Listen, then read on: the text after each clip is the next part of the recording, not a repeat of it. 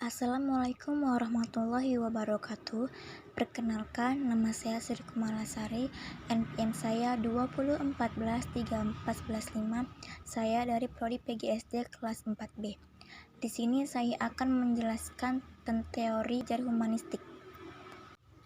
Teori belajar humanistik adalah teori yang menyatakan bahwa manusia berhak mengenali dirinya sendiri sebagai langkah untuk belajar, sehingga diharapkan mampu mencapai aktualisasi diri. Itulah mengapa teori ini beranggapan bahwa proses belajar dinilai lebih penting daripada hasil belajar itu sendiri. Dan adapun pengertian teori belajar humanistik menurut para ahli, Abraham Maslow menyatakan bahwa belajar merupakan serangkaian proses yang harus dilalui untuk mengaktualisasi dirinya. Pada kegiatan belajar diharapkan seorang individu bisa memahami dirinya dengan baik. Adapun manfaat teori belajar humanistik yang pertama, mampu mengubah sikap atau perilaku individu dari yang awalnya tidak baik menjadi baik. Yang kedua, membiasakan individu untuk berlaku secara demokratis, partisipatif, dan humanis. Yang ketiga, mampu menjadikan individu sebagai insan yang mudah menghargai perbedaan, kebebasan berpendapat, dan kebebasan dalam menyampaikan ide. Yang keempat, mampu meningkatkan keinginan belajar individu. Tujuan teori belajar humanistik adalah memanusiakan manusia, sehingga seorang individu bisa lebih mudah dalam memahami diri dan lingkungannya untuk mencapai aktualisasi dirinya. Kelebihan dan kekurangan teori belajar humanistik. Setiap teori tentunya memiliki kelebihan dan kekurangan.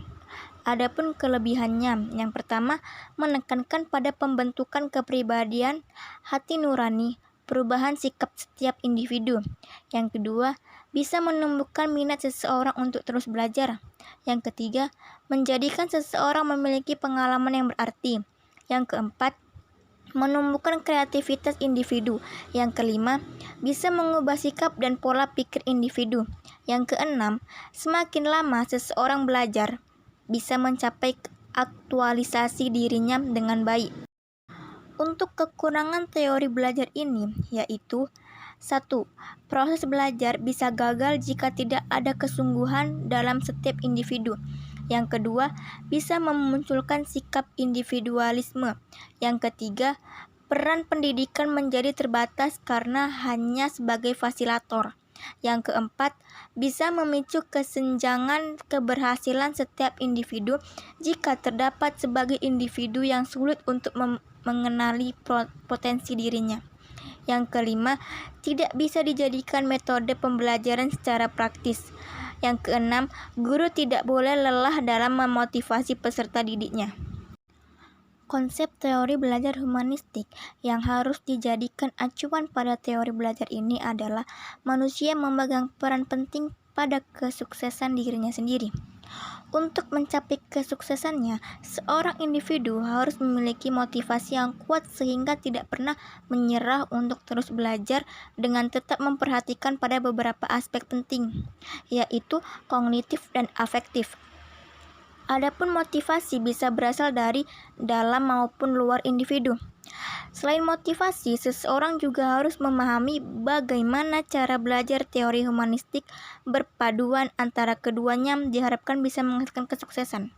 Demikianlah hasil dari penjelasan saya yang mengenai teori belajar humanistik. Semoga bisa menjadi bermanfaat. Terima kasih.